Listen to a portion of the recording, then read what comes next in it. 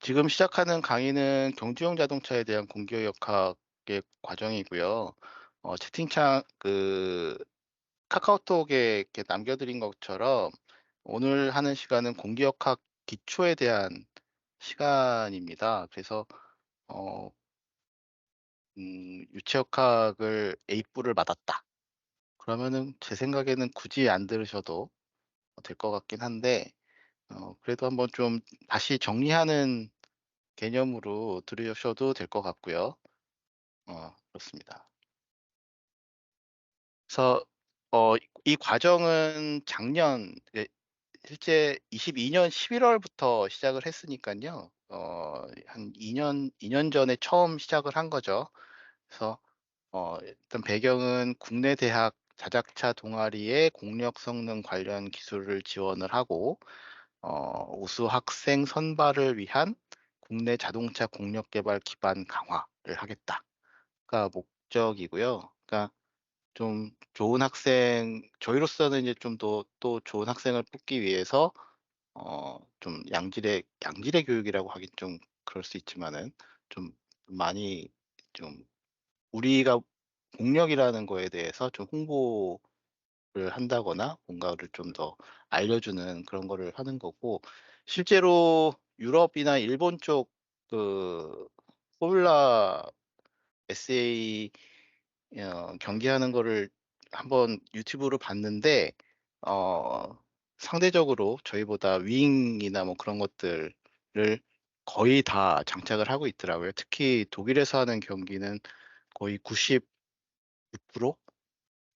윙이 안 달린 차가 있어서 '쟤네들은 어떤 팀인가.' 하고 봤더니 인도에서 온 애들이 은 일이 안 달았더라고요. 그래서 유럽 내부에 있는 사람들은 거의 어 윙을 달고 있는 그런 상황인 것 같고, 상대적으로 우리 쪽 비율을 보니까 재작년의 경우는 한 25% 정도가 윙을 달고 나왔고, 작년에가 인제 한 좀 많이 좀 증가를 해서 50% 정도가 윙을 달고 나와서, 나름 어 이게 강의의 효과라고 보기는 좀 그렇고, 좀 '사람들이 투자를 많이 하는 게 아닌가.'라는 생각도 들긴 합니다. 교육 대상은 포뮬러 차량을 제작하고 제작 예정인 동아리 회원. 예. 예. 그 마이크는 좀 오프로 좀 해 주시고요. 어 회원 중에 2-3 학년이 대부분 그 주로 활동하는 학생들이겠죠. 2-3 학년 중 육체역학을 수강한 학생들을 대상으로 자료는 작성을 했습니다. 왜냐하면은 이게 유체역학을 안 들은 상태에서 들으면은 진짜 생소한 부분이어서, 어 좀 유체역학을 수강한 사람들이 다시 한번 정리하는 개념으로 들었으면 좋겠다라고 생각을 했고요. 전체 일정은 아까 말씀드린 것처럼 이번 주, 다음 주, 다다음 주까지 해서, 어 오늘 많이 커버를 할 수 있으면은 다음 주는 스킵을 하고 다다음 2주 후에 2차 강의를 하고, 오늘 많은 내용을 커버를 하지 못하면은 다음 주까지 해서 3 번에 걸쳐서, 최대 3 번에 걸쳐서 강의를 할 수 있는 분량을 하긴 했는데, 어 모자랄 수도 있습니다. 그러면은 뭐 더 시간을 내서 진행을 하도록 하겠습니다.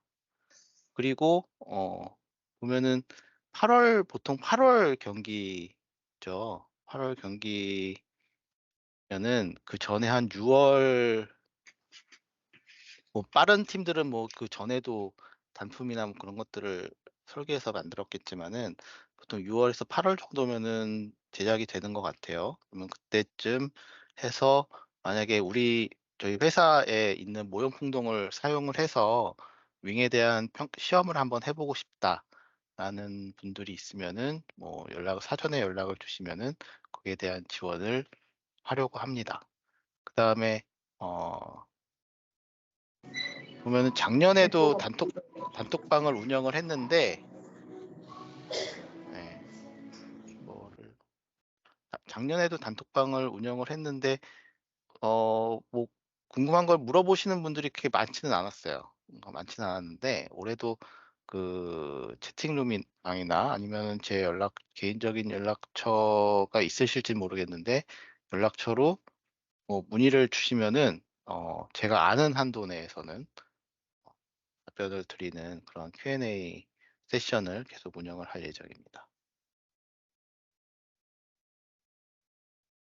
예. 저는 장진혁이라고 하고요. 어 94 년도에 카이스트 항공우주공학과를 졸업을 대학교를 졸업을 했고, 96 년도에 석사를 마치고 어 졸업하고 바로 현대자동차에서 쭉 공력 관련된 업무만 하고 있습니다. 그래서 지금 횟수로 치면은 한 27 년?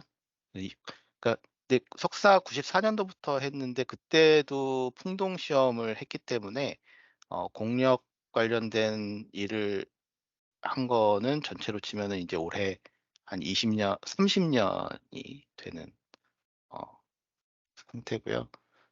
주요 참여했던 거는 이제 실착풍동 신축하는 데, 신입사원일 때는 제가 직접 뭐 많은 큰 부분을 한 건 아니고, 지원하고 그다음에 뭐 풍동 성능 시험이라든가 뭐 그런 것들 지원을 해 주는 그런 업무를 했었고, 그다음에 2013 년부터 16 년도에는 저희 실착풍동의 지면 제한 업그레이드하는 거, 요거는 제가 프로젝트 리딩을 해서 진행을 했었습니다. 그다음에 주요 차종은 어 많이 한 것 같은데, 이게 생각나는 거는 요거 3 개가 대표적으로 생각이 납니다. GK라고 해서 인제 투스카니 어 모델하고, 그다음에 BH, 제네시스죠. 제네시스 BH, 그다음에 그다음 버전 DH까지 하고, 그다음부터는 이제 차종 개발은 안 한 것 같아요. 좀 매니저 쪽을 하면서 차종 개발은 안 했고, 지금 다시 실무를 해서 여러 가지 프로젝트를 진행을 하고 있습니다. 옆에 제 사진 얼굴 사진이 있고, 옆에 인제 그 포르쉐 뮤지엄 갔을 때 찍은 사진인데, 밑에 321.4 라고 돼 있죠. 이게 공력을 다운포스 양을 측정을 해서 계산을 해 보면은 321.4 킬로가 되면은 지붕에 붙어서 달릴 수 있다라는 것 때문에, 이렇게 포르쉐 박물관에 인제 천정에 차를 매달아서 전시를 하고 있는 거고요. 보면 공력의 힘이 그 속도의 제곱에 비례해서 증가를 하기 때문에, 고속에서의 그 공력은 이런 그 경주, 레이싱 하는 데에서는 상당히 중요한 팩터다라는 것을 알 수 있습니다. 그리고 밑에 사진 중간에는 이제 제가 나온 사진이고요. 양옆에 있는 랠리차 사진은 제가 촬영을 한 사진입니다. 그래서 어 취미로 인제 모터스포츠 쪽 사진 촬영, 그런 것들을 하고 있습니다. 네. 그다음에 레퍼런스로 이런 책들을 참고해서 자료는 작성을 했고요. 뒤에 한 장 더 나오는데, 여기서 인제 처음 한 장 더 추가를 한 거는, 요 밑에 이제 판타레이라는 책을 그 민태기 박사님, 저는 뭐 솔직히 이 책 팔려고 하는 거 아니고요. 저는 민태기 박사님하고 어 얼굴도 서로 아 저는 알죠. 유튜브에서 많이 봤으니까 아는데, 이분은 저를 전혀 모르죠. 예. 그런 관계이긴 한데, 이 저도 읽어 봤는데 책은 되게 두꺼운데 되게 재미있어요. 유체과학사로서 상당히 재미있는 책이고, 여기 유튜브에서 그 안될 과학이라든가 언더스탠딩에서 이제 민태기 박사님이 나온 그 책 뭐라고 해야 되나, 동영상들이 있는데, 보시면은 상당히 많이 재미있는 말씀을 하십니다. 그래서 실제로 이 유체역학이 어 그래서 보통 2 학년 가을 학기나 3 학년 봄 학기 때 유체역학을 듣잖아요. 보통 유체역학을 듣고 어 반반 거의 90%는 포기를 하죠. '다시는 유체를 쳐다보지 않는다.' 포기를 하는데 어 그만큼 어려운 학문이에요. 요 이 민태기 박사님 얘기를 들으면은 유체를 하다가 너무 어려워서 도망간 사람들이 중에 일부가 양자역학을 개척을 했다고 하니까 그만큼 이게 좀 되게 어려운 학문이다라고 생각을 하시면 되고, 그만큼 어렵지만은 또 우리로서는 어 극복을 해야 되는 부분이다라고 보시면 될 것 같습니다.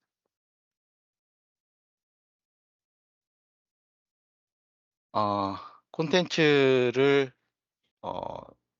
단톡방에도 올렸지만은 영어로 돼 있어서 많은 어 일부는 상당히 거부감이 있으셨을 수도 있을 것 같지만, 저도 그 이게 저 이게 교육 과제 교육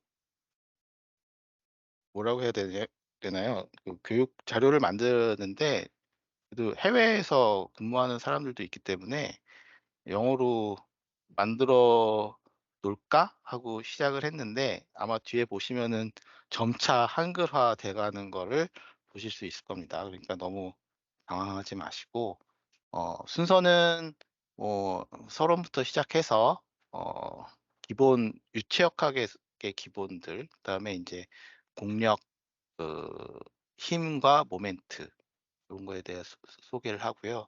4 번에 드랙 컴포넌트를 하고 윙 티어리까지 저는 오늘 했으면 좋겠습니다.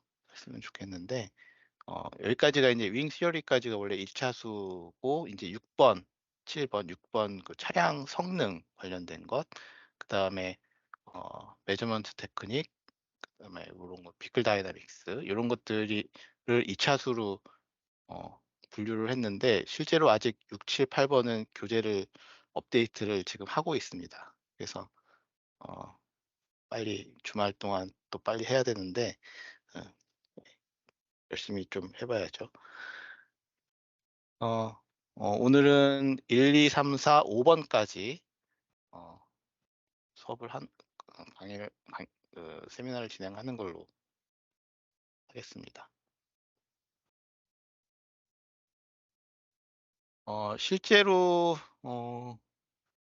보통 유동 현상을 볼 수 있는 가장 큰,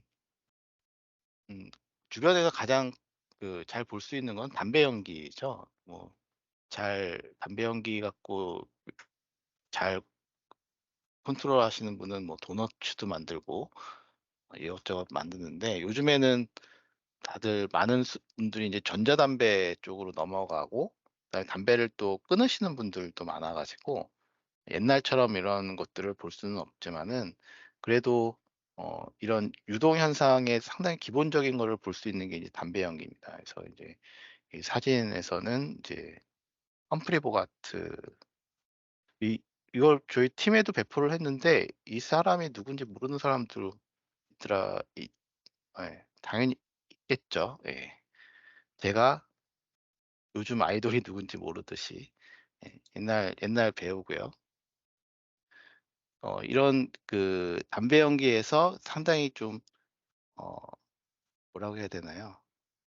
깨끗하게 나오는 거가 인제 라미나 측류고, 인제 그게 인제 다 막 에너지 그게 막 섞여 가지고 혼란스러운 부분이 이제 죄송합니다. 터뷸런트가 된다, 그런 거고요.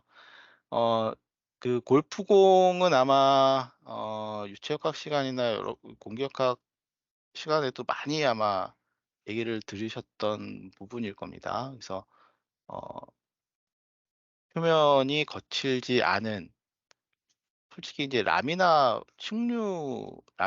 되면은 방리가 빨리 일어나기 때문에 저항이 더 커지고, 터뷸런트에서는 방리가 좀 지연이 되기 때문에 저항이 작아진다, 전체로 봐서. 근데 실제로 보면은 라미나가 스킨 프릭션은 더 작거든요. 그런 관점에서 근데 왜 라미나일 때는 왜 이게 저항이 더 작아야 되는 거 아니야?' 뭐 그런 생각도 들 수 있죠. 근데 왜 딤플을 하는가라는 거는 딤플에 의해서 터뷸런트를 만들어 주기 때문에 터뷸런트를 만들어 주면은 박리가 늦게 일어난다는 것을 사람들은 알고 있었죠. 예, 근데 그거를 이제 골프공에 적용을 하는 거고요. 밑에 스포츠 쪽은 이런 유동 해석이나 실험들도 상당히 많이 합니다. 왜냐하면 이게 다 돈이 돈이 걸려 있는 부분이기 때문에 얼마나 투자를 하느냐가 결국은 성적에 이어지기 때문에 이런 해석 과학적인 접근을 많이 하죠. 그래서 그림에서는 솔직히 이게 진짜 작아진 거냐 작아진 것 같긴 하죠. 화살표가 인제 보면은 옆에 딤플이 있는 경우에는 그 전체 폭이 약간 작아지는 걸 보여줄 수 있으니까. 그래서 일단은 박리점이 뒤로 가고 그에 따라서 공기 저항이 작아진다. 이런 것들이 인제 과학을 이용한 스포츠 도구들의 발달이라고 보시면 되고요. 또 하나는 인제 그 또 인제 아메리칸 풋볼이라고 하는데요. NFL에 보면은 쿼터백이 공을 던질 때 그냥 던지는 게 아니고요.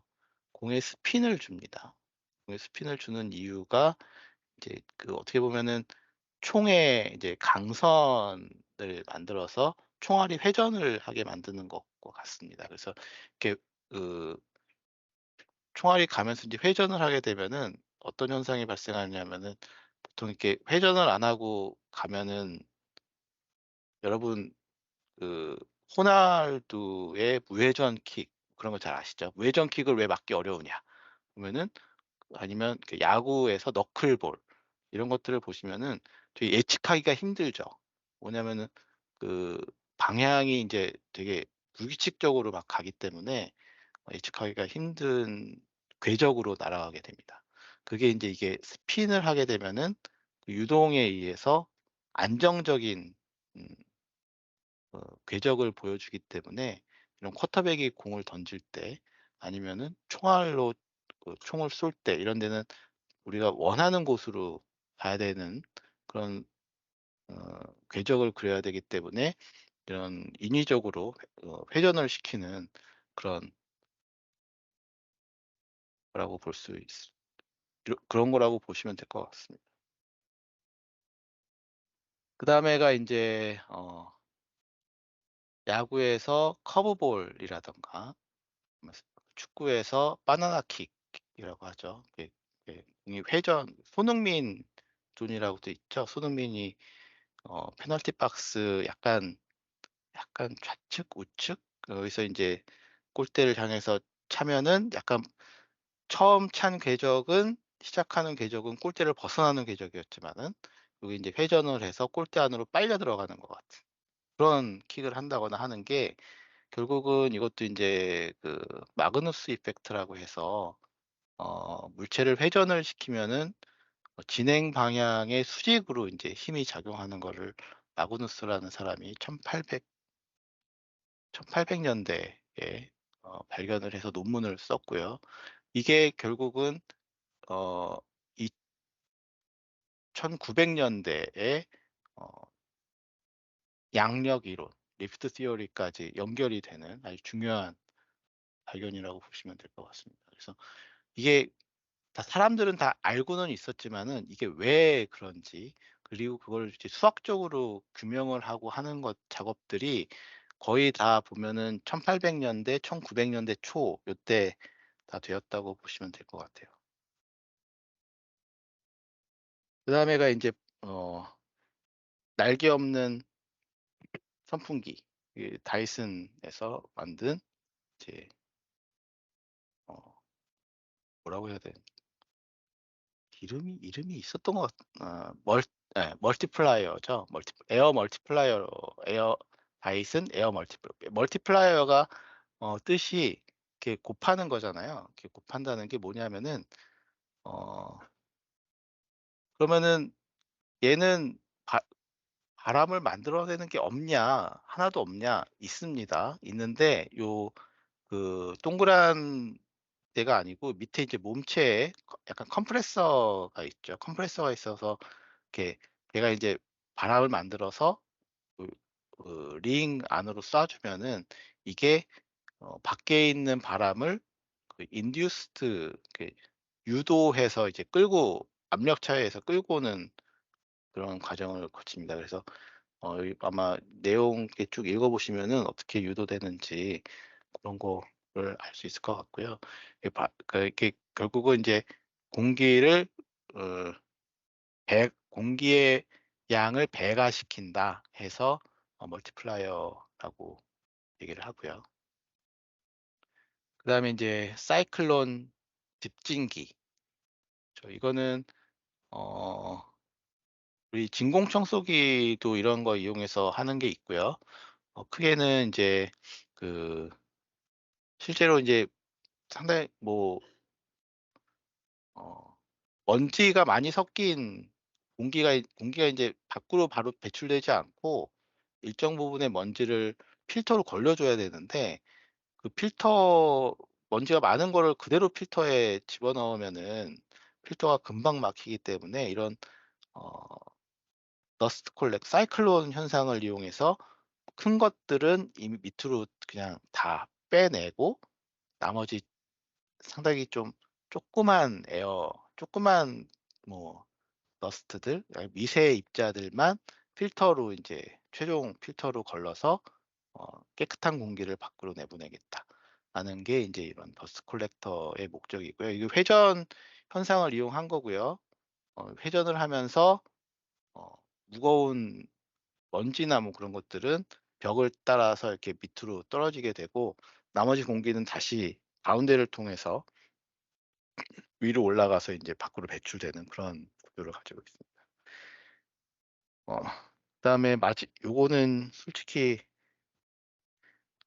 좀 뭐를 할까, 할까 하다가 그냥 넣은 건데 이런 굴뚝에 이렇게 나선형 모양을 넣으면은 이 굴뚝을 바람이 지나게 되면은 인제 규칙적인 볼텍스가 와류 성분이 생기기 때문에 소음이 발생을 하죠. 이런 소음을 줄이기 위해서는 이런 나선형들을 이 굴뚝에 이제 감아서 그 그 와류가 불규칙적으로 나오게 만드는 거예요.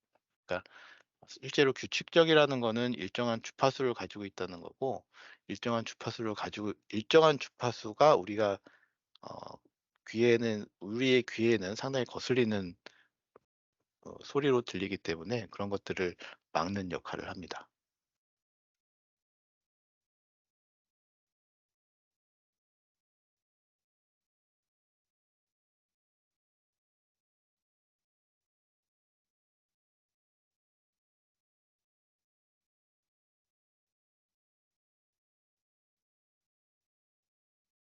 죄송합니다. 기침이 나와 가지고요. 예. 드디어 인제 자동차 그림이 나옵니다. 그래서 이 와중에 인제 자동차에서의 공기 역학이 할 수 있는 부분은 어떤 부분이냐라는 거를 이렇게 좀 간략하게 설명을 드리는 거고요. 자동차 공기 역학은 크게는 제일 큰 거는 인제 성능 측면입니다. 성능 측면에서 공기 저항을 줄여서 연비를 좋게 하거나 아니면 요즘에 전기차는 어 한 번 충전해서 갈 수 있는 주행 거리를 늘려주게 되죠. 솔직히 일반 자동차 회사에서는 이 공력이라고 하면은 이 업무가 90% 정도 됩니다. 나머지 10%가 인제 좀 다른 것들이고요. 그다음에가 인제 드라이버빌리티로 해서 인제 최고속이라든가 이 공기 저항이 계속 개선이 되면은 당연히 최고속이 개선이 되겠죠. 그다음에 추월 가속 이런 것들에 관련돼 있고 냉각은 솔직히 공력하는 사람들이 별로 이렇게 하지는 않고 냉각하는 사람들은 저희 회사 같은 경우에는 따로 있습니다. 그래서 전기차나 내연기관차의 냉각 부분 그다음에 안정성 여기 스테빌리티라고 되어 있는 안정성 부분이 있고요. 어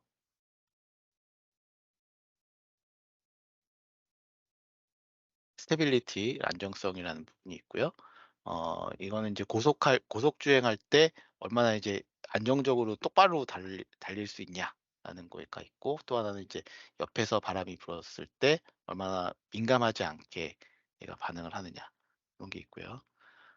또 하나는 이제 펑션 앤 세이프티 관점에서는 요거는 이제 더스트 데포시라는데, 차가 이제 오염되는 거죠. 요즘에 좀 많이 관심을 갖는 부분입니다. 왜냐하면은 이제 요즘에 이제 카메라들하고 센서류들이 자율주행 때문에 많이 붙어 있는데, 그런 것들이 이제 어떻게 좀 덜 달라붙게 하느냐라는 거하고, 그다음에 그 달라붙은 거를 어떻게 제거하냐, 그런 거 있고, 이제 비저빌리티 같은 경우에는 예전부터 좀 관심 있게 보던 거고요.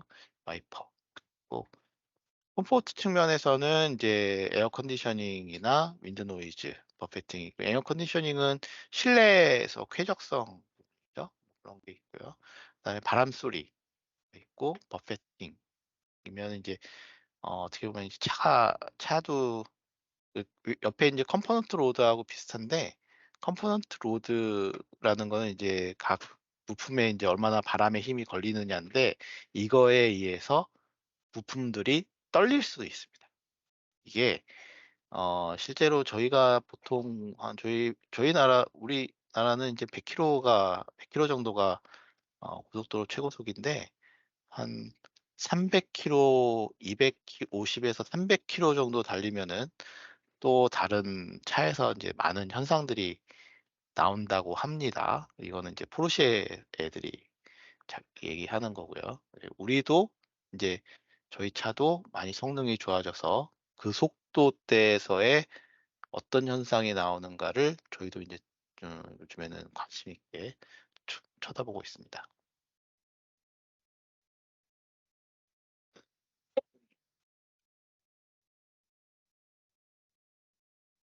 그래서 보통 이런 공력을 개발해서 차들이 얼마나 성능이 좋아졌는지를 쭉 보시면은, 옛날 1900년도에 이제 자동차가 나왔죠. 1897년인가요? 저쪽 다임러라는 벤츠 박물관에 가면 보실 수 있습니다. 예, 만들었는데, 그때 CD가 한 1.0 정도 됐다고 합니다. 아직 측정을 해본 건지 아니면 계산을 한 건지는 모르겠지만은, 이 정도였던 차들이 점점 개선이 돼서 2010년도 되면은 한 0.3 이하, 0.25, 세단 같은 경우에는 0.25 정도 수준까지 내려오죠. 그래서 최근에는 이제 EV 세단, 전기차 세단들을 쭉 발표를 하면서 서로 자기들이 최고의 공력 수준을 가졌다라고 홍보를 많이 하고 있습니다. 루시드 에어가 자기네 0.21입니다라고 홍보를 하니까, 바로 그 앨런 머스크가 모델 S는 0.208인데라고 얘기를 했고, 그러니까 바로 이제 또 벤츠에서는 자기네 EQS는 0.20이다. 양산차 중에서는 세계 최고 수준이다라고 를 했죠. 그 와중에 저희 그 아이오닉 6는 한 0.21 정도 로 이렇게 세계 최고 수준, 완전히 월드 베스트다는 아니지만은 어 거의 그 수준에 가깝다라고 보시면 될 것 같고, 예전부터 공기 저항이 어느 정도가 한계인가라는 거는 많은 사람들이 얘기했는데, 예전에 말했던 한계가 0.2였어요. 0.2 정도가 한계가 아니겠느냐, 내연기관 시절일 때 그랬었는데, 이미 전기차로 가면서, 뭐 전기차긴 하지만은 0.2인 차는 나왔죠.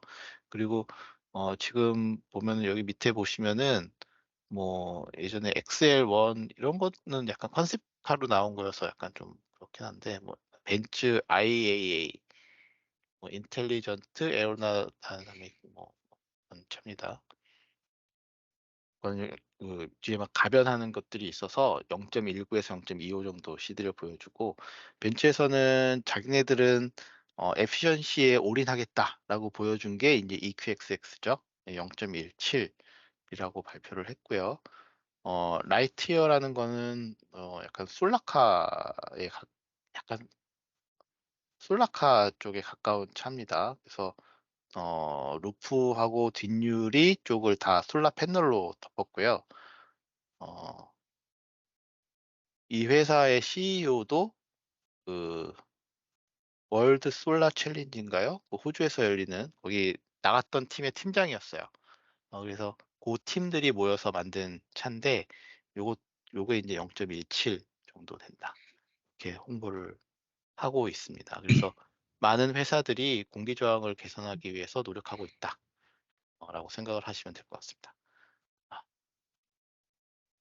지금 인트로덕션도 못 했는데 시간이 많이 지났죠? 네 빨리 그래서 그거 외에 뭐를 더 많이 하고 있느냐라는 거를 보여주면 아까 비저빌리티 관련해서 이런 이제 시험도 하고 있고 어 어 소음 시험 선루프에서 어떤 소음이 발생하는지 뭐 그런 거, 외부에서 어떤 소음이 있는지 이런 것들, 그다음에 그 연료 탱크 온도가 또 높아지면 안 되니까 뭐 그런 쪽에 인제 온도가 어떻게 되는지 요런 해석도 하고 있고요. 그다음에 고속에서 이게 패널 디포메이션 이라고 해서 아까 윈드 로드 뭐 버페팅 뭐 그런 얘기를 했죠. 관련 뭐냐면 고속으로 가면은 이 범퍼나 뭐 그런 것들이 이렇게 떨리거나 변형이 됩니다. 그런 것들. 그리고 요즘에는 또 차를 가볍게 만들어야 되기 때문에 FRP를 뭐 껍질을 적용을 한다거나 되게 가벼운 소재를 적용한다거나 또 얇게 만든다거나 하기 때문에 이런 변형, 고속에서의 변형도 상당히 중요하게 작용을 한다 보시면 됩니다. 드디어 인제 우리가 원하는 레이스카의 그림이 나오는데요. 레이스카 공략에서는 그럼 어떤 부분이 더 중요할까? 그거는 이게 이렇게 회색으로 된 거는 그렇게 뭐 따지지 않는다라는 거고요. 제일 중요한 거는 아마 코너링 스피드가 제일 중요하지 않을까 생각이 되고, 요게 인제 코너링 스피드에 따라서 랩 타임이 더 달라지기 때문에 이런 다운포스 뭐 요런 것들이 주요 관심 사항이 되겠죠. 나머지는 어 벤틸레이션 예. 드라이버도 더워서 운전을 하기 힘들면 안 되니까 이런 것도 있고, 그 비저빌리티도 좀 약간 좀 볼 수는 있겠죠. 예. 쿨링은 중요합니다. 파워트레인 쿨링하고 특히 브레이크 쿨링 이런 것들이 중요하게 작용을 한다라고 보시면 될 것 같습니다.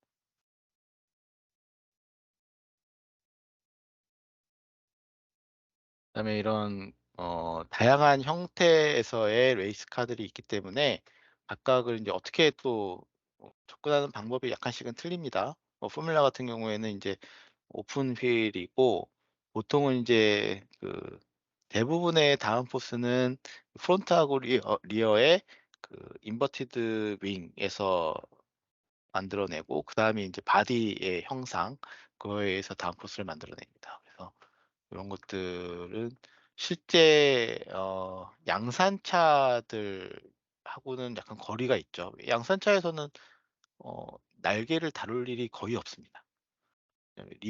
리어에 인제 뒤쪽에 윙을 크게 달지 않는 이상은 저희가 뭐 현대자동차나 뭐 다른 폭스바겐도 마찬가지고요.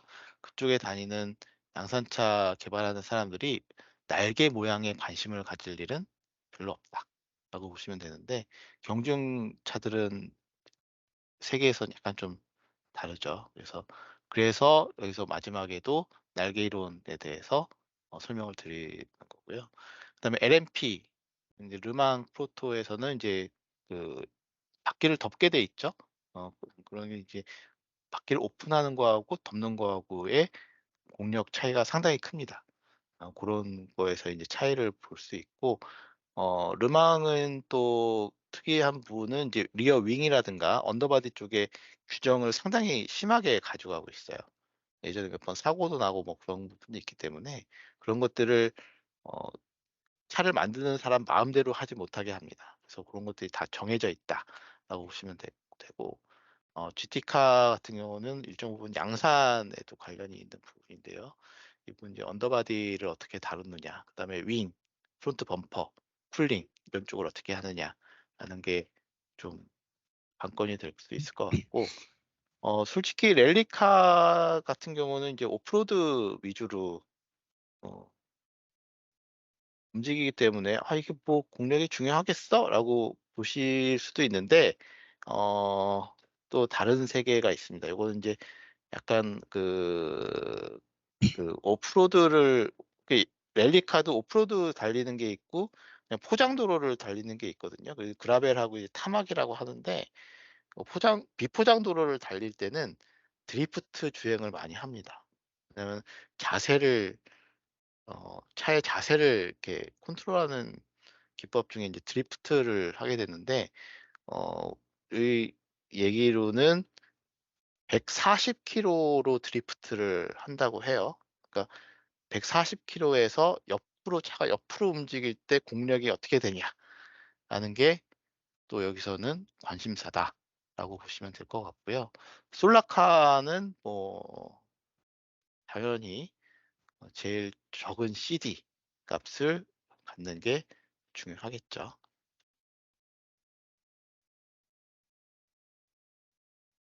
네. 그래서 이제 드디어 어 유치역학의 기본을 설명을 드릴 건데요.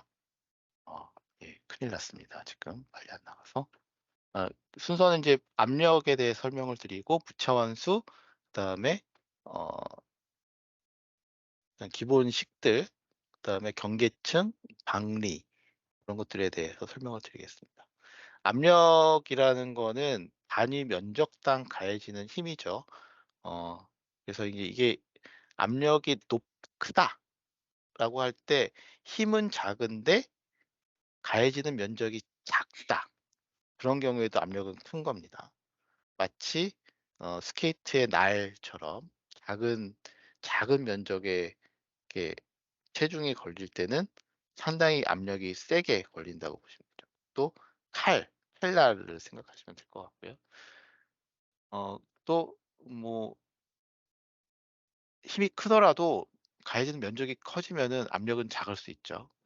어 일례로 캐터 탱크의 이제 캐터필러를 보시면은, 어 이 캐터필러는 이제 바퀴가 아니고 이제 면적으로 지면을 지탱을 하죠. 그래서 탱크가 아마 70 톤, 보통 K2 같은 경우에는, K2 같은 경우 45 톤이었나요? 50톤 정도 되는 것 같은데, 50톤 정도 돼도 일반 도로를 달릴 수 있는 건, 그냥 달릴 수 있는 거는 그 캐터필러의 면적으로 인제 땅을 지지하기 때문에, 실제로 땅이 받는 압력 자체는 일반 승용차 수준으로 될 수도 승용차보다도 작을 수 있다라고 보시면, 그러니까 인제 무른 땅도 탱크는 오히려 승용차보다 더 잘 갈 수 있는 그런 거고요. 고게 인제 압력과 힘의 차이다라고 보시면 되고, 압력은 어 이제 크게는 인제 위에 인제 앱솔루트 절대압, 대기압, 게이지압, 차압, 기준압은 인제 어떻게 측정을 하느냐에 대한 거고요. 밑에 인제 전압, 동압, 정압, 이런 것들은 어 어떤 상태에 있는 압력이냐를 설명을 한다고 보시면 될 것 같아요. 절대압이라는 거는 실제 이런 백큐um 상태, 진공 상태에서부터의 압력을 절대압이라고 그러고, 대기압은 일반 우리 주변에 우리가 지금 받고 있는 것 자체가 이제 대기압입니다. 이게 공기 자체도 무게가 있고, 공기가 희박해지는 게 뭐 한 10 킬로, 20 킬로 정도 올라갈 때까지는, 올라가면 이제 공기가 희박해지는데, 그 20 킬로까지의 공기를 우리가 이제 힘을 받고 있는 거죠. 그게 인제 일기압이라는 겁니다. 일기압이고, 이 게이지압은 대기압에서부터 절대압까지의 압력이 인제 게이지압이고요. 디퍼런셜 프레셔는 인제 압력을 어떻게 측정하느냐인데, 인제 보통은 압력은 어 상대적인 압력을 다 측정을 하게 됩니다. 그래서 거의 모든 측정하는 압력들은 거의 다 디퍼런셜 프레셔 차압이다라고 보시면 될 것 같습니다. 토탈 프레셔, 스태틱 프레셔, 다이나믹 프레셔가 있는데요. 이거는 물리적으로 잠깐 설명을 드리면은 뒤에 죠. 어 토탈 프레셔라는 거는 이제 먼저 이제 스태틱 프레셔하고 다이나믹 프레셔부터 설명을 드릴게요. 스태틱 프레셔는 이제 흐르지 않는 유체에서의 압력입니다. 그래서 인제 정압. 뭐냐면은 우리 대기압, 그냥 우리 잠깐 서 있을 때 받는 대기압도 정압이죠. 정압이고요. 물에 들어가면은 실제 정압을 받을 수 있죠. 하이드롤릭 스태틱 프레셔인데, 물 깊이 들어가면 들어갈수록 보통 물은 1 미터를 들어가면은 1 기압씩 올라가는 걸로 알고 있어요. 그래서 1 미터씩 들어갈 때마다 기압이 그렇게 높아지죠, 받는 압력이. 그게 인제 정압입니다. 그리고 이제 동압이라는 거는 만약에 유체가 인제 흐르게 되면은 흐르는 힘에 의한 압력이에요. 뭐냐면은 간단히 설명드리면, 여러분이 인제 어 어 흐르는 강물에 들어가 있다라고 봤을 때 물이 흘러가면서 여러분을 이렇게 미는 힘, 그게 인제 동압이라고 보시면 됩니다. 그래서 그다음에 인제 전압이라는 거는 이 정압과 동압을 합한 토탈 에너지다, 이렇게 보시면 되고요. 그래서 보시면은 1 번 1 번, 2번, 3 번이 1 번, 2 번하고 3 번의 가장 큰 차이는, 1 번, 2 번은 인제 딱 이렇게 오픈이 돼 있죠.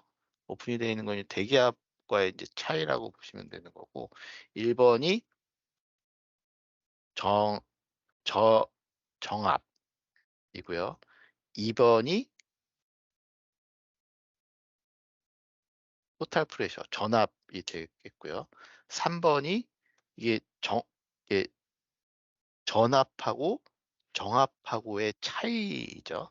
차이기 때문에 요게 인제 실제로 이제 유체가 흐르는 다이나믹 프레셔다, 이렇게 보시면 되고, 이 다이나믹 프레셔를 측정을 하게 되면은 요 유체의 속도를 알 수 있게 되죠. 그래서 옆에 대략적인 그림을 그려 놓은 게 인제 피토 튜브라는 곳으로 해서, 여기 끝단에 여기서 인제 전압, 토탈 프레셔를 재고, 이게 자꾸 전압, 정압하니까 자꾸 뭐가 뭔지 지금 헷갈리고 있는데요. 하여튼 이 토탈 프레셔가 인제 요 끝단에서 재는 거고, 요 이제 그 흐르는 면과 같은 면으로 인제 홀을 뚫어 놨을 때 측정되는 게 이제 스태틱 프레셔, 이 정압이 되겠죠. 요거 차이를 보는 게 동압이고요. 그래서 피토 튜브를 사용을 하면은 이 흐르는 유체의 속도를 계산을 할 수가 있습니다.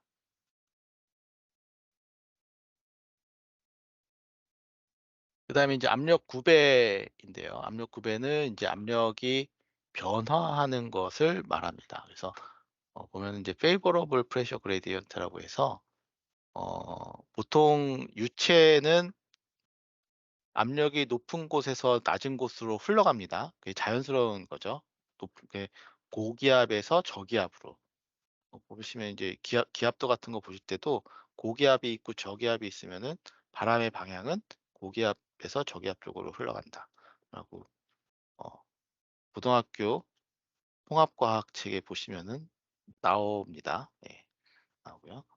그래서 그게 자연스러운 현상인데, 그래서 인제 자연스러운 거니까 순압력 구배라고 하는 거죠. favorable pressure gradient라고 하고, 이게 헷갈리는데, 이게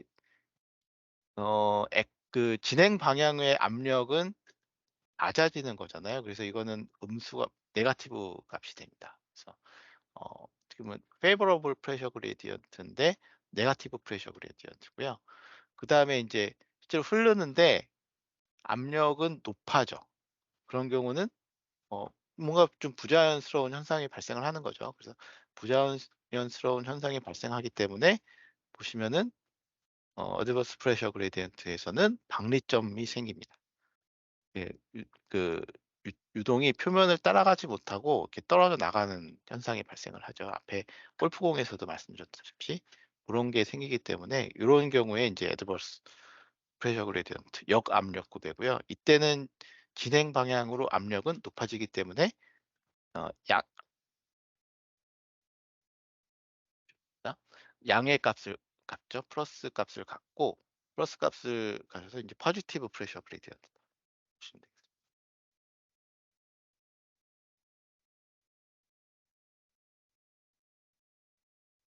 무차원수는 보통 서로 다른 환경의 유치 운동을 설명하기 위해서 이런 비율에 대한 걸 기준을 많이 봅니다. 그래서 단위는 없는 수고요. 대표적으로 우리가 쓰는 법은 이제 레이놀즈 수가 있고 마하, 마하 넘버는 많이 들어봤을 거예요. 마하 수가 있고 그다음에 이제 공력 계수가 있고요.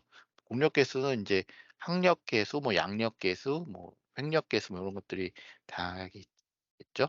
그다음에 압력 계수 이런 게 있고 각각의 이제 물리적인 의미를 밑에 써놨는데요. 보시면 이제 레이놀스는 이게 관성력과 점성력의 비율이다라고 보시면 되고 물 유체는 항상 점성이 있죠. 점성이 있는데 관성력이 점성력보다 상당히 큰 경우에는 점성력을 무시할 수도 있습니다. 그런 관성 뭐 그런 게 있어서 그런 레이놀스 수에 의해서 이게 관성 위주냐 점성력을 좀 봐야 되냐 그냥 그런 거고요. 마하수는 보통 이제 관성력과 압축력 압축력이라는 거는 결국 음속을 말하는 거죠. 그래서 압축성 얼마나 이게 압축될 수 있냐라는 거고 실제로 우리가 일상생활에서 한 300km 정도까지 달리는 거는 300km면은 360km가 100m/s잖아요. 100m/s면은 보통 소리 속도가 340m/s이기 때문에 100m/s면은 0.3 이하죠. 보통 0. 마하 넘버 0.3 이하는 비압축성으로 봅니다. 그래서 보통 우리가 일상생활에서 뭐 자동차로 하는 것들은 모두 비압축이다라고 보시면 되고 그다음에 공력 계수 이건 밑에서 또 설명을 드릴 거고 압력 계수는 이제 정압과 동압의 비율. 이게 어떤 기준이 되는 동압 대비 정압이 얼마나 비율이 얼마나 되냐 이런 것을 나타내는 게 이제 정압 압력 계수라고 보시면 되고 이런 무차원수는 계속 또 설명을 드릴 겁니다. 예. 그다음에 이제 베이직 이퀘이션스 오브 플루이드 유체역학의 기본 방정식들 있는데요. 예. 저도 예 모릅니다. 이거는 해석하는 사람들은 이런 식 가지고 많이 유도하는데 저는 94년도부터 풍동 시험만 좀 전문적으로 했기 때문에 예 이런 식에는 약합니다. 그래서 네 이제 간단히 그냥 설명만 드리면은 어 보통 질량 보존의 법칙이 인제 컨티뉴이티 이퀘이션이고 그다음에 F 이퀄 ma 그러니까 뉴턴 이 법칙이죠. 모멘텀 보존되는 게 나비의 스톡스 방정식입니다. 그다음에 에너지 보존 방정식 요런 게 따로 있다라고 보시면 되고 우리는 비압축성을 다루기 때문에 에너지 보존 법칙은 저희는 안 봅니다, 거의. 요거는 인제 저희 초음속으로 날아다니는 그런 쪽에서 위주로 에너지 보존을 보는 거고 나머지 저희는 모멘텀 보존까지가 인제 저희 영역이다라고 보시면 될 것 같습니다. 연속 방정식은 뭐 이렇게 수식으로 적어 놓은 거는 예 저도 모르는 거 그냥 구글에서 찾아서 그냥 수식 하나 넣어 놓은 거고요. 밑에 중요한 거는 밑에 있죠. 예. 속도 곱하기 면적은 일정하다. 뭐 이거 당연한 거죠. 예 당연한 건데 사람들이 자주 까먹습니다. 뭐냐면은 그런 게 있어요. 그래서 라제타를 통과할 때 앞에 그 라제타 앞쪽에 얼마만큼의 오픈 영역이 필요한가 이런 것들을 계산할 수 있겠죠. 라제타를 통과할 때는 라제타에서의 속도는 작아지기 때문에 작은 속도에서는 넓은 면적이 필요하지만은 앞에서는 속도가 빠른 속도가 오겠죠. 빠를 때는 그러면은 라제타 면적보다 작은 면적이 필요하죠. 이런 것들을 사람들은 잘 모르는 경우가 많습니다. 그래서 이런 기본적인 식들이 있다. 속도 곱하기 면적은 일정하다. 이 질량 보존 법칙이고요. 그다음에 나비의 스톡 방정식은 이제 뉴턴 2 법칙 F=ma에서 유도되는 건데, 이렇게 뭐 그레디언트 나오고 뭐 델타 나오고 하는 거는 저도 잘 모릅니다. 그래서 일단 나비의 스톡스 방정식이 어 어 언스테디, 컴프레서블 뭐 그런 점성이 있는 것들을 이렇게 표현한 거지만, 여기에서 이렇게 각각을 이렇게 보시면 이제 정상 상태, 비압축성, 비점성 유동인 경우에는 이게 요약이 돼서 오일러 방정식이 되고, 뭐 그런 것들이 다 증명이 돼 있죠. 그래서 실제로 나비의 스톡스 방정식은 1800년대에 나온 거고요. 오일러 방정식은 그 전에 나온 겁니다. 그래서 어 나비의 스톡스 방정식으로 오일러 방정식까지 설명을 할 수 있었다라고 보시면 됩니다. 근데 오일러 방정식을 여기서 언급을 드리는 게, 이게 해석적인 측면에서는 상당히 중요한 부분입니다. 왜냐하면은 비점성 유동에서는 거의 오일러 방정식이 거의 다 맞아요. 그 나비의 스톡스 방정식을 해석하기는 상당히 컴퓨터 자원을 많이 필요하기 때문에, 밑에 보시면 이제 경계층 외 위의 부분은 오일러 방정식으로 풀고, 경계층은 따로 이렇게 푸는 약간 그런 혼합하는 방정 기법들을 그동안 많이 써 왔습니다. 옛날에 컴퓨터가 상당히 비쌀 때, 빠르지 않을 때. 근데 요즘에는 뭐 컴퓨터가 상당히 빨라졌기 때문에 예 뭐 그냥 풀죠. 네. 그런 경우가 많긴 하지만은, 뭐 이런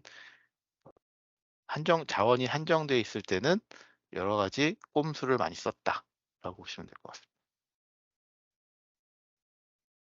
그다음에 우리가 잘 아는 베르누이 방정식이죠. 베르누이 방정식은 실제로는 에너지 방정식입니다. 그래서 어 프레셔 에너지하고 압력 에너지하고 운동 에너지하고 위치 에너지는 일정하다라는 건데, 이게 모멘텀 방정식으로도 유도를 할 수는 있다고 하는데 잘 모르겠어요.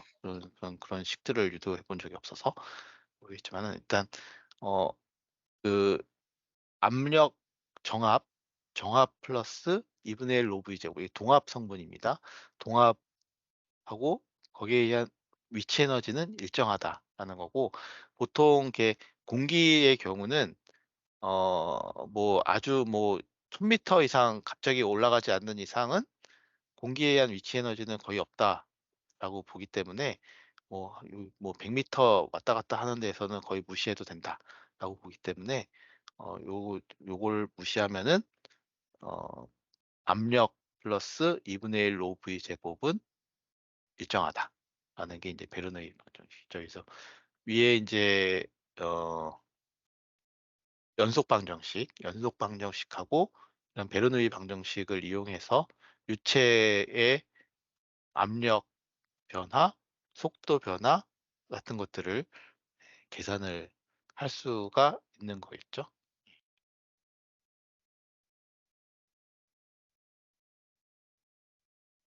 그다음에 이제 경계층입니다. 경계층은 유체는 이제 점성이 있을 수밖에 없기 때문에 점성에 의해서 발생을 하는 거고, 점성이라는 건 이제 유체 속도가 서로 다르게 되면은 이제 서로 마찰을 발생하는 게 이제 점성이라는 거죠. 그리고 이제 움직이는 물체 표면은 점성에 의해서 유체는 표면에 미끄러지지 않고 달라붙게 된다고, 이게 뭐 좀 이제 잘 이렇게 해석해서 쓴 건지는 모르겠지만 이렇습니다. 이게 영어로 얘기하면 깔끔한데 "노 슬립 컨디션이다." 라고 해서 어 표면에서는 유체 속도는 제로, 이렇게 그냥 얘기하면 깔끔한데, 미끄러지지 않고 달라붙게 된다고 하니까 약간 좀 말이 좀 이상합니다. 하지만은 그런 조건이 있어요. 그래서 실제로 어 유체가 흘러갈 때 윗부분은 u 제로라는 속도로 계속 흘러가는데, 바닥면 바닥면은 제로가 돼서, 이렇게 되는 속도가 이렇게 제로에서부터 u 제로까지 이렇게 증가하는 속도 어 곡선을 갖게 됩니다. 이제 이게 처음 시작하는 건 이제 라미나 경계층, 측류 경계층이라고 해서 이렇게 좀 요런 어 요 계산도 다 가능합니다, 수학적으로. 어 이런 경계층을 갖고 이게 이제 천위 과정을 거쳐서 난류 경계층으로 이제 발달을 하게 되는 거죠.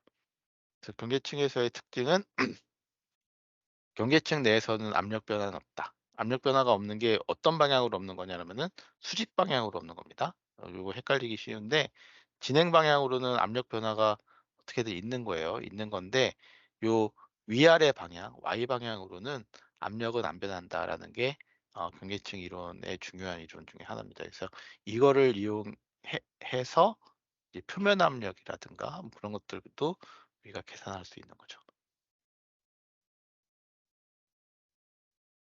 네. 그래서 경계층의 특성을 비교하게 되면은 충류와 난류 두 개로 크게 나눌 수 있고요. 그래서 레이놀스 수는 당연히 충류가 처음 시작하는 거니까 작고 크다. 경계층 두께는 당연한 걸 벌써 나냐 그렇게 생각하실 수 있는데 충류는 당연히 시작하는 거니까 얇죠. 얇고 난류로 가면 두꺼워지고요. 점점 두꺼워지고요. 전달 능력은 중요한 부분입니다. 그래서 위에 보시면은 전달 능력이라는 게 시어 스트레스라는 게 뭐로 보실 수 있냐면요. 그 속도 구배가 이렇게 이걸로 밑에 그림이 또 있죠. 전달 능력이 작다, 크다. 그러니까 표면 마찰은 난류 경계층이 더 큽니다. 그래서 네, 그리고 요 열 전달, 물질 전달 측면에서는 충류는 인제 어 그 어떻게 보면은 군대가 이게 뭐 줄 서서 이렇게 막 가는 거예요. 똑바로. 예. 열 오와 열을 맞춰서 이렇게 쭉 걸어가는 거기 때문에 열 그런 개념이기 때문에 열 전달, 물질 전달이 어 거의 상당히 작게 나오고요. 난류는 그게 막 섞여서 이렇게 막 가는 거기 때문에 이런 열 전달, 물질 전달이 큽니다. 그러니까 당연히 유동장도 충류는 잘 섞이지 않고 난류는 섞이는 유동이 되는 거죠. 근데 유동 박리 부분은 엣지에서는 당연히 박리가 됩니다. 뭐냐면은 엣지를 지나게 되면은 요런 속도 프로파일이 갑자기 바닥이 꺼지게 되면은 이 속도 프로파일을 유지를 하지 못하게 되죠. 그래서 유속이 급격하게 떨어지기 때문에 이런 게 인제 와류 형태로 인제 어 떨어져 나가는 게 인제 세퍼레이션 그 이제 샤프 엣지에서는 거의 반드시 떨어져 나간다. 이걸 방지하기 위해서는 여기다가 R을 주거나 그러면 되죠. R을 주면 되죠. 네. 곡면에서는 보통은 이게 그 유동이 이렇게 지나갈 때 어 이게 뭐라고 해야 되나요? 유동을 이렇게 속도를 줄이는 방향? 이렇게 위로 향하는 이렇게 볼록한 부분으로 가면 갈수록 압력은 떨어지나요? 아무튼 이게 이제 충류가 되면서 뭐냐면은 실제로 이쪽 그 아까 압력 구배가 포지티브라는 거는 역압력 구배라고 그랬죠. 뒤로 갈수록 압력이 높아진다라고 봤을 때 이게 이 뒤에서 압력이 높아지기 때문에 유동을 계속 방해하는 힘이 생기는 거죠.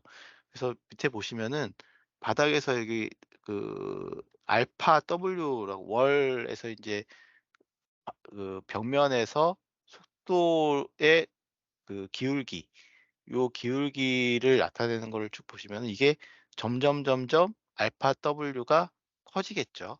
커져서 이게 0이 된다. 이 위로 이렇게 0이 되는 순간이 박리가 발생하는 지점입니다. 그래서 이게 Y 방향으로의 미분값이 기울기가 0 보다 크면은 박리가 발생하기 전이고 0이 되는 순간이 이제 박리가 발생하는 때가 되는 거죠.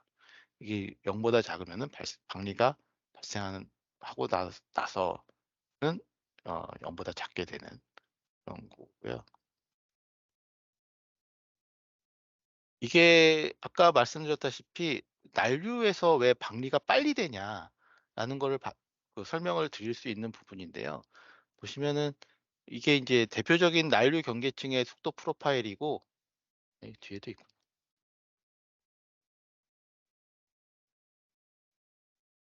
보시면 여기서 초록색이 대표적인 그 측류에서의 속도 프로파일이고, 빨간색이 난류의 속도 프로파일입니다.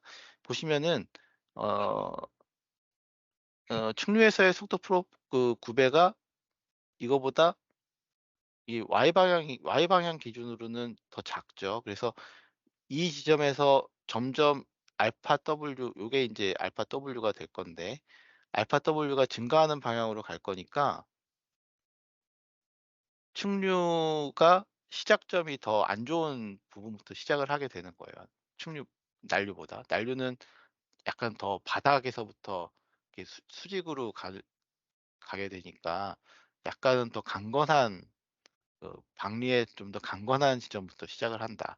그래서 이것 때문에 라미나 아까 골프공 딤플의 역할이, 딤플은 이 기울기를 이 빨간색 기울기로 만들어 줌으로써 박리점이 좀 더 뒤로 갈 수 있게 만들어 준다. 이렇게 이런 개념으로 보시면 될 것 같습니다. 예.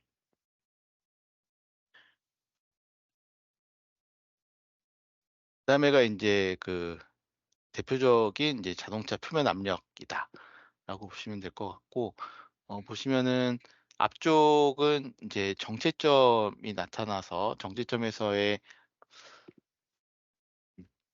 대피점은 1이 됩니다. 1 가까이 되기 때문에 거의 위에서 보시듯이 앞에서의 CP점은 1이 되고요.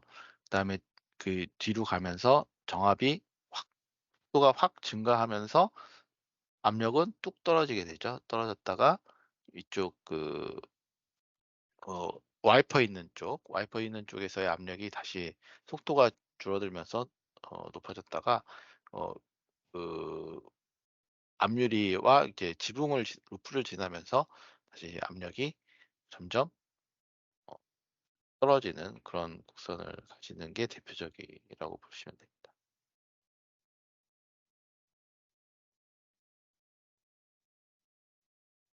예. 그래서 대표적으로 인제 공력, 힘과 인제 모멘트에 대해서 설명을 드리겠습니다. 어 공력에서 좌표계는 비행기에서의 항공 쪽에서의 좌표계를 거의 똑같이 쓴다고 보시면 됩니다. 그래서 앞쪽 방향으로가 인제 X 방향이고요. 어 우리가 앞을 보고 있을 때 이제 조수석 쪽 방향, 이쪽 오른쪽 방향이 인제 Y 방향이죠. 그리고 어 왼 이 룰 오브 썸이라고 그러는데, 요걸 X, Y 하면 이제 밑에 방향이 Z 방향이 되는 거죠. 그래서 어 X 방향의 힘의 이제 저항 부분은 그 X 방향의 반대 방향으로 작용하기 때문에 마이너스 값을 갖는 게 되겠고요. 리프트도 마찬가지로 마이너스 값을 갖는 게, 양력이 생긴다면은. 그다음에 사이드 포스는 이제 옆으로 충력을 받는 거고, 그다음에 각각 X, Y, Z 방향으로 회전하려는 힘이 이제 각각 롤, 그다음에 Y는 PT, Z는 이런 어 모멘트가 작용을 한다라고 보시면 됩니다. 이건 이제 명칭을 하는 거니 이렇게 이름을 붙인 거니까 이렇게 알아두시면 될 것 같고요. 그다음에 항력은 이제 주행 저항, 보통 이제 연비, 전비, 주행거리, 최고속, 추월가속도, 이런 이제 차량의 기본 동력 성능을 결정한다라고 보시면 되고, 양력은 이제 고속에서의 접지력 부분이기 때문에 이제 타이어가 바닥을 접지하는 그 힘하고 상당히 연관이 많이 있습니다. 그래서 고속에서 인제 안정성이라든가 인제 차량 거동을 결정하고, 이제 만약에 경주용 차에서의 다운포스로 이제 어 코너링 스피드, 요런 것들을 결정하게 됩니다. 횡력은 인제 옆으로 밀리는 힘이고, 보통 이 횡풍 주행 안정성에 연관이 돼 있고요. 어 또 인제 그 각각 XY, Z 방향으로 이제 롤링 모멘트, 요잉 모멘트, 피칭 모멘트, 요잉 모멘트가 있는데, 그래서 이게 결국은 이제 피칭 모멘트는 가 인제 고속 주행 안정성하고 연관이 돼 있고, 나머지 롤링과 요잉은 횡풍 쪽, 그다음에 어 이게 그 코너링 시의 어떤 다이나믹스, 그런 쪽과 연관이 돼 있습니다. 그래서 공력 계수가 뭔지를 잠깐 보면은, 아까 그 에어다이나믹 코에피션트가 동압에 의한 압력, 동압에 의한 힘, 그러니까 동압에 의한 힘과 실제 그 물체에 가해지는 힘의 비율이라고 설명을 드렸잖아요. 그래서 고게 인제 그 X 방향이 인제 드래그라 그 저항이고요. Y 방향이 사이드 포스, 그다음에 Z 방향이 리프트, 이렇게 정의가 될 수 있고요. 어 모멘트는 거기에 인제 요 레퍼런스 랭스라고 해서 기준이 되는 길이가 하나가 더 추가가 됩니다. 이제 보통 자동차에서는 이제 휠 베이스를 얘기를 하고요. 앞에서 면적은 보통 전면 투영 면적을 얘기를 합니다. 그래서 전면 투영 면적, 그 동압에 의한 회전력과 실제 롤링 회전력의 비율이 이제 롤링 롤 모멘트 코에피션트다, 이렇게 보시면 돼요. 그다음에 좀 이건 이제 자동차에서만 나타나는 건데, 보통 자동차가 지면을 보통 승용차 같은 경우는 네 바퀴가 지면을 지탱하고 있죠. 그래서 이런 접지력 부분에서 계산을 하기 위해서 양력 부분은, 양력하고 사이드 포스는 프론트하고 리어하고 배분을 해서 계산을 합니다. 그래서 CLF, 프론트 양력, CLR 리어 양력을 계산을 하는데, 요게 인제 프론트에 가해지는 양력을 똑같이 뭐 나눈 거고, 요게 인제 결국은 어 프론트 양력 플러스 리어 양력은 토탈 양력이 돼야겠죠. 그리고 요거하고 결국 요 피칭 모멘트하고 이렇게 계산을 하면은 요 값을 배분을 할 수가 있어요. 그래서 어 실제로 양력 값을 전체로 보기도 하지만은 주로 요 앞뒤 바퀴의 배분을 많이 보게 된다라고 이해를 하시면 될 것 같습니다. 그다음에 서로 다른 형상에서의 어떤 이런 CD 값을 보면은, 이런 구 형상, 어 반구 형상, 큐브 형상, 이 다 CD 값이 다 다르게 되죠. 이게 결국 이런 각 형상에 따라서 실제 가해지는 그 동압에 의한 힘 대비 실제 가해지는 힘이 비율이, 저항이 큰 거는 더 크다라고 보시면 되고, 저항이 작은 거는 그 비율이 더 작다라고 보시면 됩니다. 그래서 보면 이제 스트림라인드 바디인 경우는 거의 0.04 정도의 값을 가지고 있죠. 그래서 0.04고, 실제로 자동차의 CD 값이 한 0.2에서 0.3 정도, 세단 같은 경우에는 되기 때문에 약간 어 타원형 타원형 모양의 럭비공, 그 정도의 공기 저항을 가지고 있다, 자동차는. 그렇게 보시면 되고, 그다음에가 인제 주의하실 게, 이게 힘 자체는 크기에 따라서 증가를 합니다. 뭐냐면 앞에도 힘을 계산을 할 때 이 동압박이 면적, 그 계수값 곱하기 면적을 이라는 게 있죠. 이제 면적이 인제 어떤 기준이냐에 따라서 달라지긴 하겠지만은, 일단 기본적으로 사이즈가 두 배가 커지면은 면적은 두 배가 된다라는 거죠. 맞나요? 사이즈가 두 배면은 면적은 네 배가 되는 거예요.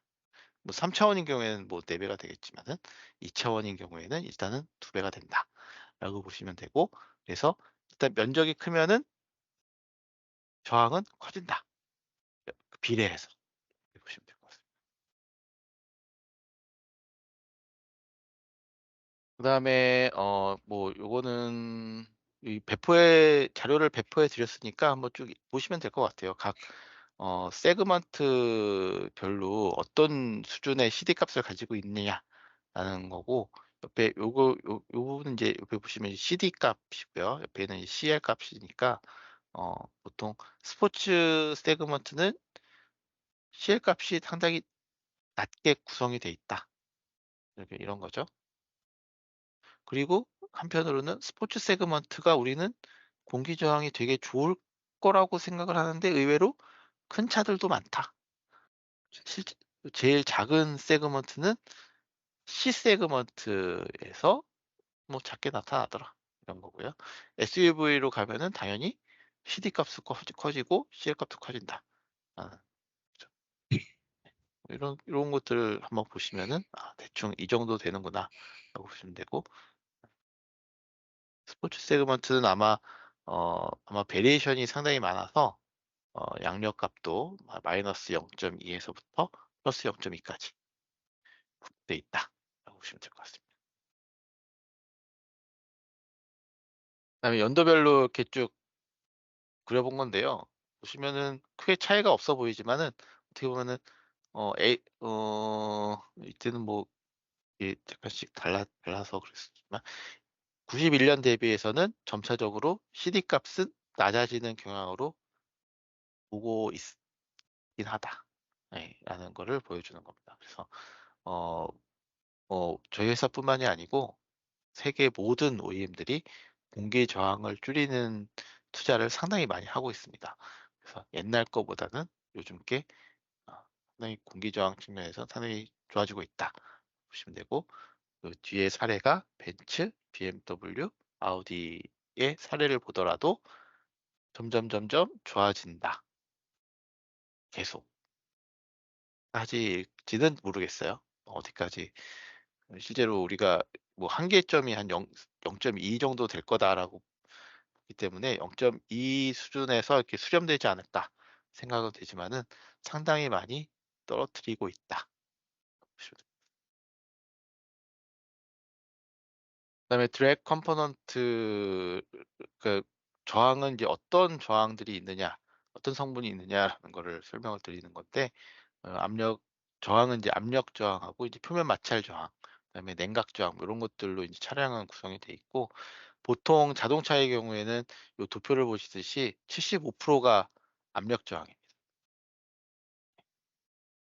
그 마찰 저항은 한 한 10% 되나요? 10% 에서 8% 에서 10% 정도. 오히려 냉각 저항, 라디에이터 드래그보다도 작다. 반면에 그 비행기는 좀 상황이 다릅니다. 날개는 95%가 스킨 프릭션이에요. 스킨 프릭션이고, 90% 정도가 스킨 프릭션이고 한 10% 정도가 어 프레셔 드래그입니다. 그래서 어 이런 것 때문에 항공에서 하던 사람들이 자동차로 오면 잘하냐? 꼭 그러진 않습니다. 저도 와서 상당히 처음에 많이 좀 새로 학습한 것들이 많았고, 네 그래서 좀 다루는 분야가 좀 다르다라고 보시면 될 것 같고요. 그다음에 형상으로 보면은 그 좀 어떤 저항이냐라고 이렇게 브레이크다운을 하면은 보통 그 형상에 의한 저항이 이제 45 에서 50% 되고요. 바닥 언더바디가 인제 20 에서 25%, 그다음에 휠 타이어가 또 25에서 25% 정도 됩니다. 그다음에 쿨링 한 10% 인데, 어 압력 저항은 그것보다 먼저 이거부터 보시면은 왜 전기차로 가면은 디자인을 더 많이 개선을 해야 되나요?'라는 거를 지표로 나타낸 거예요. 뭐냐면은 아까 뭐 50% 그렇게 20%뭐 이렇게 한 거는 그 내연기관 기준 0.3 정도의 차량을 이렇게 분류를 했을 때예요. 분류를 하게 되면 요렇게 좀 구성이 되는데, 보통 전기차로 가면은 이제 휠 타이어도 이렇게 막 있고, 그다음에 바닥도 배터리하고 이제 언더커버로 다 이렇게 상당히 깔끔하게 처리를 하고 있고요. 냉각도 냉각 유동도 필요 없을 때는 열고 닫고 하는 액티브 플랩이라는 거를 기본적으로 장착을 하고 있죠. 그래서 이게 거의 안으로 냉각 유동을 없게 만들어 줍니다. 그래서 이런 냉각 저항 뭐 개선하고 언더바디 개선하고 그다음에 휠 타이어 쪽 개선을 하니까 비율이 달라지죠. 0. 전체 0.245 정도 되는 차가 되긴 하는데, 디자인에 의한 저항 비율이 기존에는 50%에서 60%로 증가를 하게 되는 거죠. 그래서 전기차로 가면 갈수록 전기차에서는 디자인으로 더 개선을 해달라는 그런 의뢰가 많이 들어옵니다. 그래서 저희도 디자인과 협업을 상당히 열심히 하고 있고요. 그다음에 다시 앞으로 돌아가서 이제 압력 저항 부분은 이제 앞하고 뒤하고의 이제 압력 차이에서 발생을 하는 겁니다. 이게 약간 좀 제가 보기에 약간 좀 아이러니한 부분이 있는데, 보면은 인비시드, 그러니까 점성이 없는 경우에는 아주 요런 그 사인파 같은 계산하면 코사인 방정식이 나옵니다. 어, 요 곡선이 그려져요. 그려지는 반면에 그러면은 이제 앞쪽과 뒤쪽의 압력이 똑같겠죠. 그래서 이제 저항이 없는 그런 상태가 되는데, 이거는 이제 인비시드 점성이 없는 경우이고, 점성이 있는 경우에는 당연히 지나가면서 방리가 되겠죠. 방리가 되면서 압력이 뚝 떨어지기 때문에 그런 어, 뚝 떨어지는 경우에서는 이제 그 앞하고 뒤하고의 압력 차이가 발생하기 때문에 앞으로 요거를 적분을 하게 되면은 그게 이제 저항 성분으로 나타나는데, 그게 압력 저항이다. 그리고 보통 자동차는 이런 압력 저항이 거의 대부분이다라고 보시면 되고요. 그다음에가 이제 스킨 프릭션은 날개에서 나오는 스킨 프릭션인데요. 보통 날개에서 이제 그 아까 말씀드렸다시피 측류냐 난류냐 그거에 따라서 어, 예, 아, 네, 당황을 해서 제가 네. 측류냐 난류냐에 따라서 이제 다시 표면 마찰이 발생한다고 그랬죠. 점성 때문에. 그게 이제 그거를 이제 다 적분하는 게 결국은 스킨 프릭션 드래그가 되겠습니다. 이거는 저희 자동차 분야에서는 거의 무시한다라고 보시면 되는데, 솔직히 이제 제작차에서는 모르겠어요. 제작차에서 이제 윙을 주로 하기 때문에 어, 어, 스킨 프릭션을 좀 강건하게 할 필요는 있을 것 같다라고 생각도 들고, 그래서 이제 보면은 이제 그 윙의 표면이나 뭐 그런 것들을 상당히 좀 깔끔하게 하면은 도움이 되지 않을까라는 생각도 듭니다. 예, 아, 이렇게 나름 열심히 달렸지만은 예, 날개 이론까지는 못했는데요.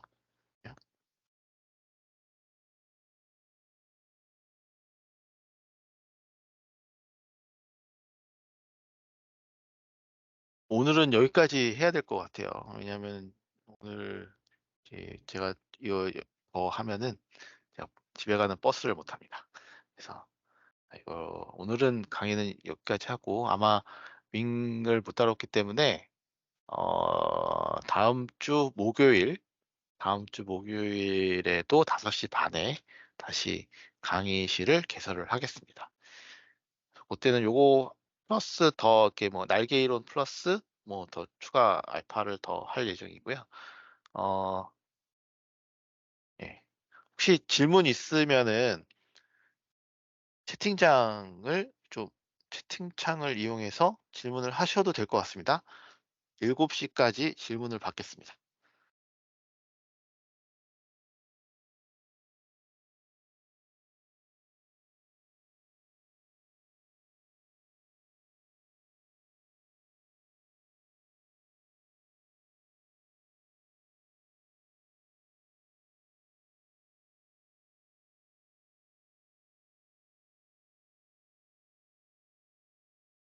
피칭 모멘트에 사용되는 특성 길이도 휠베이스를 기준으로 보면 됩니다.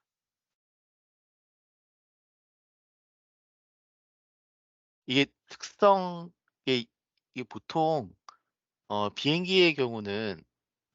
비행기의 경우는 특성 면적을 날개 면적으로 합니다. 그 탑뷰에서 보는 면적으로 하고, 그 이유는 앞에 설명드렸듯이 비행기는 스킨 프릭션이 대부분이죠. 스킨 프릭션에 영향을 주는 거는 표면의 면적입니다.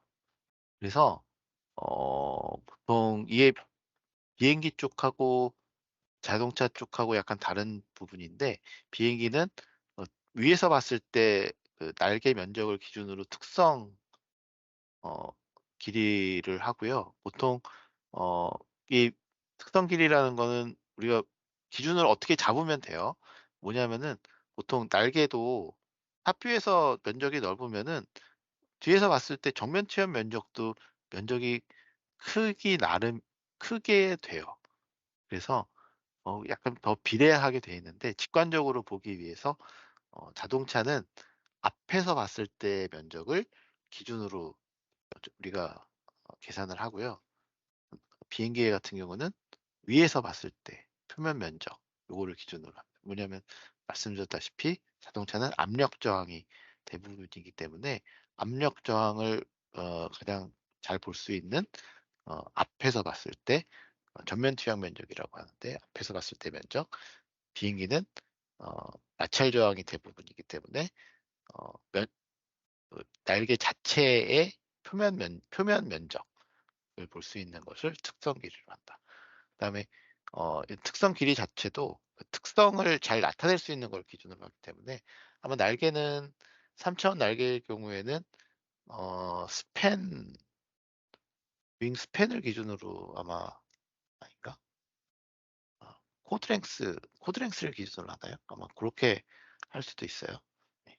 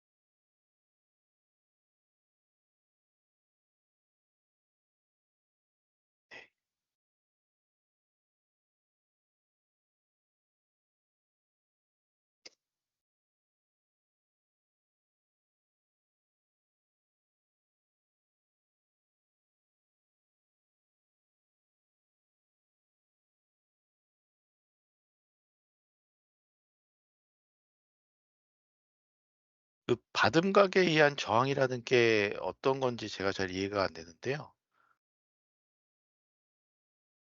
프론트 윙과 리어 윙을 어떻게 세팅을, 보는 게 이게 비행기하고 또 다른 부분이 하나가, 자동차는 지면을 달리잖아요. 지면을 달리기 때문에 차량 자세에 대해서 받음각이 그냥 일정하다고 보시면 됩니다. 약간 가속하면은 약간 이게 노즈업이 되겠죠? 노즈업이 되면은 세팅한 거보다 윙이 약간 받음각이 작아지는 걸로 될 거고요. 그다음에 브레이킹을 하게 되면은 노스 다운이 될 거기 때문에 그 상태에서는 약간 받음각이 더 크게 되나요? 예, 더 큰 포지션을 만들어내게 되겠죠. 근데 이게 그렇게 세팅 값에 의해서 만들어 힘이 만들어질 거고, 받음각에 의한 저항이라는 게 어떤 건지 제가 잘 이해가 안 돼서, 받음각이 결국은 그 차량을 말씀하시는 건지 겠네요.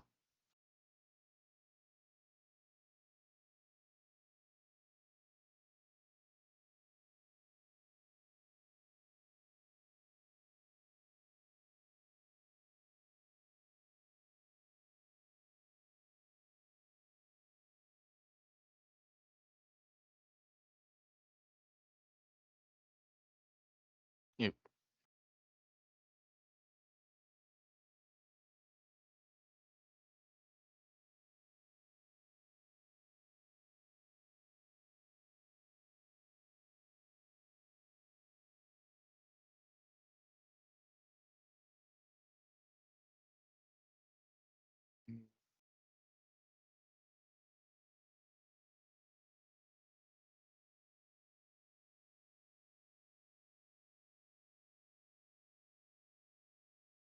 그러니까 평판이어도 평판이 인제 유동에 같은 방향으로 이렇게 서 있으면은 평판인 경우는 음 위아래 압력차가 안 생기겠죠.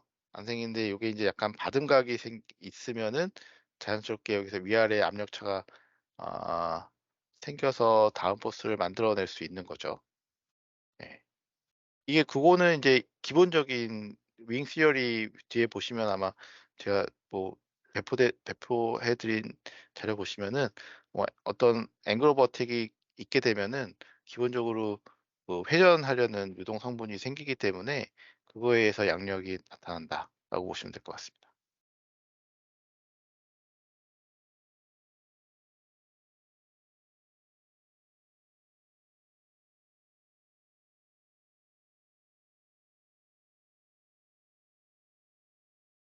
어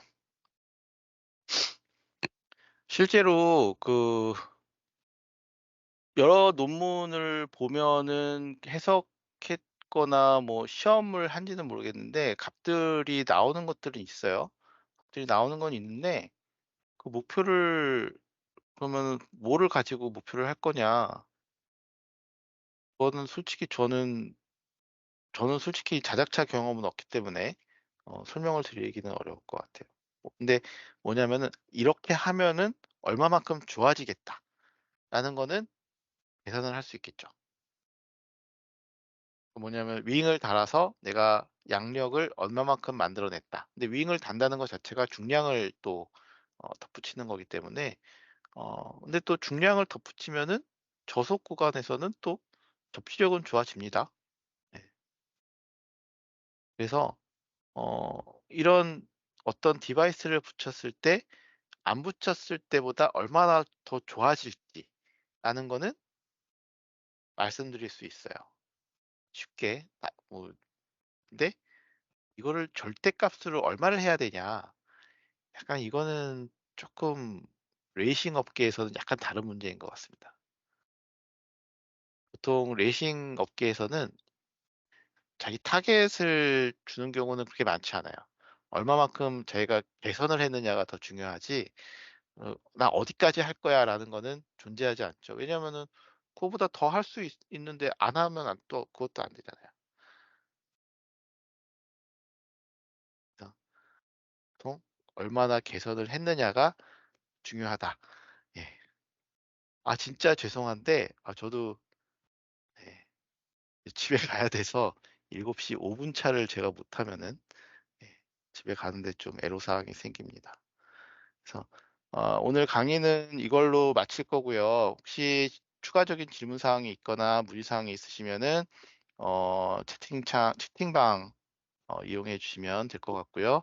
늦은 시간까지 좀 안 좋은 목소리였지만은 좀 다들 잘 들어 주셔서 감사하고요. 다음 주 목요일에 뵙겠습니다. 그건 다시 메일로 공지를 메일이 아니고 어 어 단톡방에 공지를 드리도록 하겠습니다. 네. 이상입니다. 감사합니다.